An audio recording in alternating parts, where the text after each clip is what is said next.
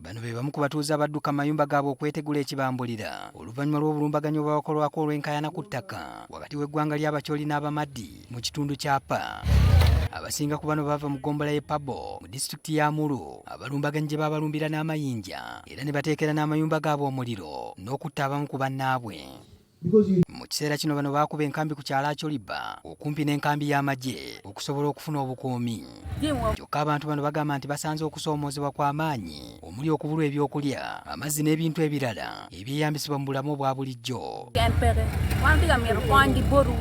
Ebyokulya bya bbula tetusobola wadde okubifuna mu bannaffe, enjala etutta so n'ow'okusula tetulinaawo. Obulamu wano we tubeera buzibu ddala, tetulina kyakulya, ennyumba zaffe zaayokebwa. Mu budde buno tusula njala n'abaana baffe. Bagamba nti n'ebyobulamu byabwe biri mu matigga olw'obungi bwabwe so nga tewali nteekateeka yonna ebasobozesa kubeera mu kifo kino. Eating in the same saucepan whereby getting food by now it is quite difficult. It will really cause more infection. They do not have water, they do not have health services, there's no clear road, there's no proper security provided. Waliwo n'abali mu bweraliikirivu ku by'okwerinda kwabwe. There's no proper security provided.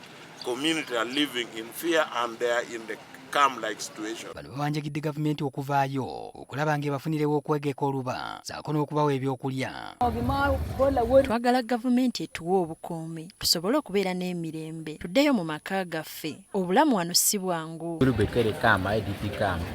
Ekinaleeta emirembe wano ye gavumenti okuvaayo okulaba ng'etabaganya abantu abalwanagana oba nga yasobola okukkaanya n'abayeekera ba LRA kati ate kano akasonga akatono. Abakulembeze mu kitundu kino baagala gavumenti eveeyo eyambe ku bantu bano efune n'engeri gy'egonjolamu enkaayana ku ttaka mu kitundu kya Apa ezirudde nga tezinogerwa ddagala. This is a difficult situation for our people that the security team and the government supposed to enhance and rapidly find solution to the problem.